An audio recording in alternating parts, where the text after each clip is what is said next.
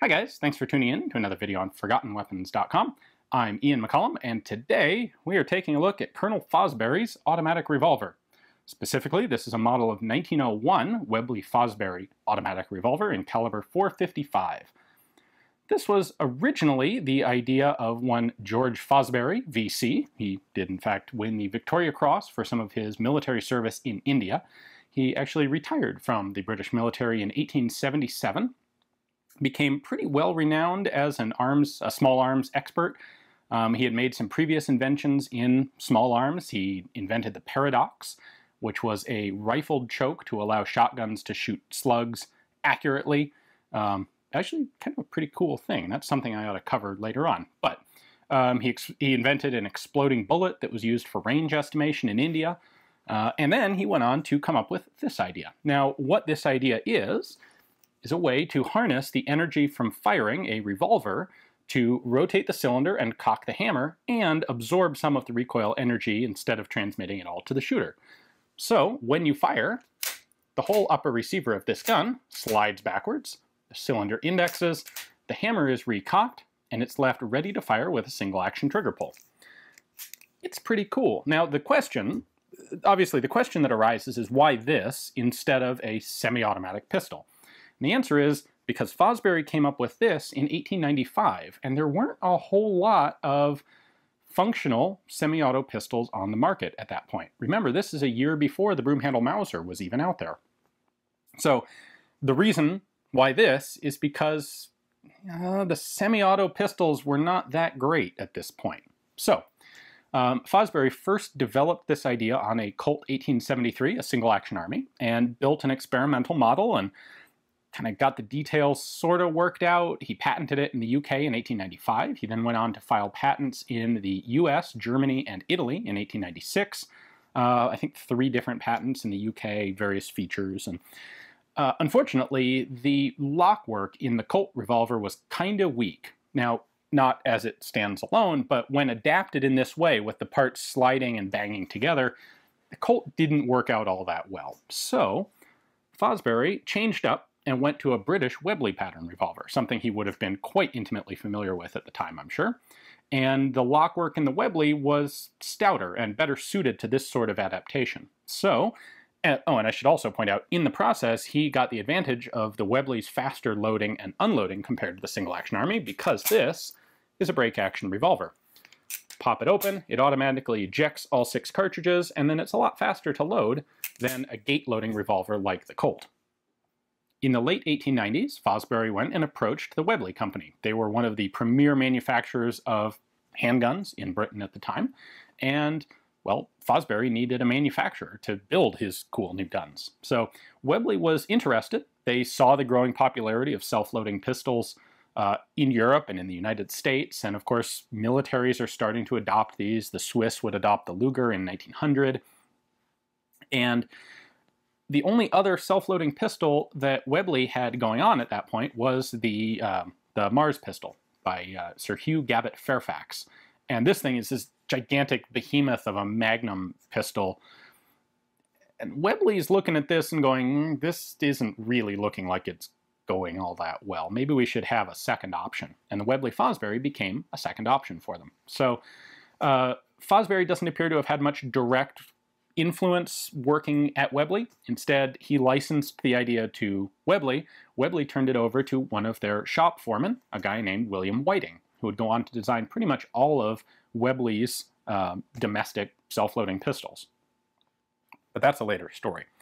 Whiting takes over this, and they start ironing some of the last bits, the problems out. And the first public demonstrations of these pistols were in June 1900 at the Bisley shooting matches. This is a big national, or was a big national shooting event at Bisley in England, and it was the equivalent to the US national matches, really, like Camp Perry.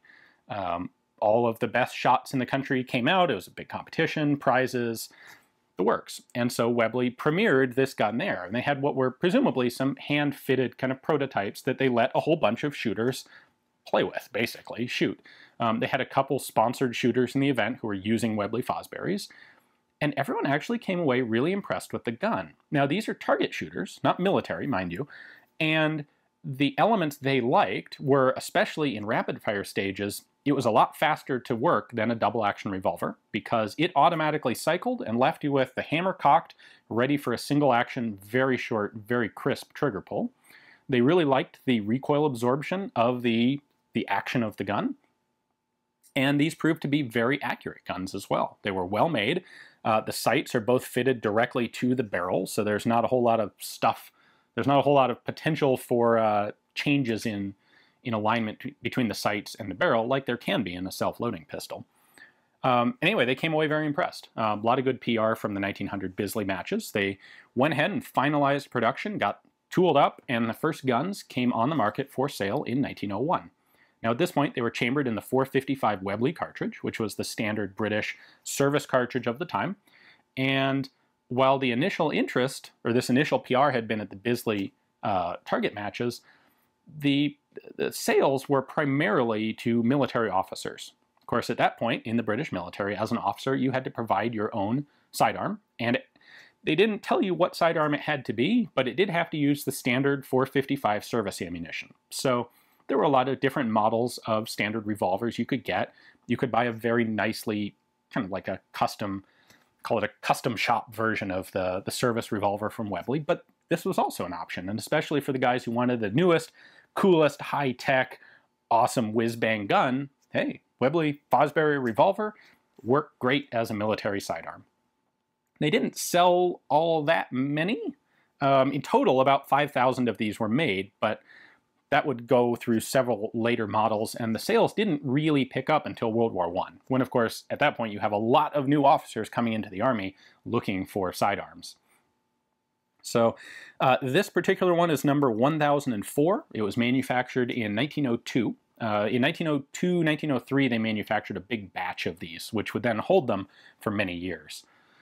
Unfortunately, they never really sold as well as I'm sure Webley hoped they would be, and by the time they were really getting into people's hands, we're talking several years into the 1900s, self-loading, true semi-automatic pistols really improved quickly. And you did get to the point of, well, why would I buy this, which is half revolver and half semi-auto, when I can go to a real semi-auto, like, say, the Colt model of 1911, only a few years later, I can just get that, and it does everything better than this does. So that was the big problem for Webley with these guns. Cool idea, but they didn't sell well enough right off the bat, and they quickly became obsolescent. So from Webley, you could get this with a 4, a 6, or a 7.5-inch barrel. Prices went from 105 to 115 shillings, respectively, 5, 10, and 115. If you want it nickel-plated instead of polished and blued, that would add an extra 5 shillings to the price. And they were tested by the British military in 1901 and 1902, never actually formally adopted. They are actually substantially heavier than a standard pattern Webley revolver of the time, just under 44 ounces, which is it's kind of a heavy pistol. Although I'm sure that is part of what makes them very comfortable to shoot. Now, I'm going to find out myself how comfortable to shoot these are because we're going to take this out on the range. But before we do that, I want to take a look at a couple of the features and show you a couple of the mechanical elements of this gun. Now, these guns would go on to be manufactured in 38 ACP as well as 455. And so those of you who recognize this gun from the Maltese Falcon may know, or may not, that the gun in the Dashiell Hammett detective story, The Maltese Falcon, is in fact a 38 caliber Webley Fosbery, which was an 8-shot gun, as opposed to the 6-shot version here in 455. One other element you may recognize from that story is that this gun has a safety on it. Safeties on revolvers are a thing, but they're not super common, and in most cases, in my opinion anyway, they're redundant and kind of goofy and unnecessary. On the Webley Fosbery, however, they do make good sense. And the reason for that is this does have a fixed firing pin. Now, it does have a half-cock notch, but a lot of people don't really want to trust the half-cock notch for carry on a revolver with a fixed firing pin, because if you have a cartridge in the chamber under the hammer and you strike a sharp blow to the back of the hammer, you do risk potentially detonating that cartridge and firing it unintentionally. So the better way to do this with single-action guns is typically to carry them cocked and locked. So cock the hammer, then you need a safety, or else all that's stopping it from firing is the very nice, light, crisp trigger pull. So, on the Webley Fosbery, when you engage the safety, you can see that it actually slides the frame slightly backward. The trigger is completely disconnected. The hammer is locked in place. The gun's now quite safe. Then, when you're ready to fire it, as a right-hander, the safety sits right underneath your thumb. All you have to do is flick it down, and you're ready to fire. When you do fire, there is a stud operating in the bottom of the frame here that cycles the cylinder back and forth. And that's what this zigzag pattern is. It is actually a track for this little stud to run in. So if I open this up, you can see this diamond-shaped little stud. And interestingly, this started as a round stud on the very early guns. They found that when it was round, it would occasionally not quite pick up the grooves properly, and the cylinder would rotate partway and then rotate back onto a previously fired cartridge. Changing it to a diamond-shaped made it more reliable in tracking in these grooves. There's another interesting feature here in this little tab, which I can push in. It's a little spring-loaded tab right there. It operates inside the top of the frame. And what it does is it actually has a little stud that locks the cylinder in position. So if I push it out, I can then rotate the cylinder out of alignment. Now, it was very important when you open this, you have to, this is actually kind of like the top cover in a machine gun, like an MG42. These grooves in the cylinder have to line up with this stud or else the gun can't close. When you open it to eject empty cases and reload new ones, if you didn't have a locking mechanism, it would really be quite obnoxious to try and have to position the cylinder in just the right place before you could close the gun. It would make it very difficult to reload the gun quickly. So this little stud in the top of the frame locks the cylinder in position for you.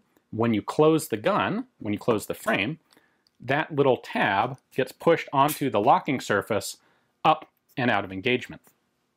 So now it has handed off responsibility for controlling the cylinder from this stud up here to the operating one down here in the frame. Now I can take the right grip panel off and we can see the actual recoiling mechanism down in here. We have this lever, which is going to cycle back, and a compression spring in there that provides the force to slow it down and then cycle it forward. Now this is a 1901 pattern of Webley Fosbery.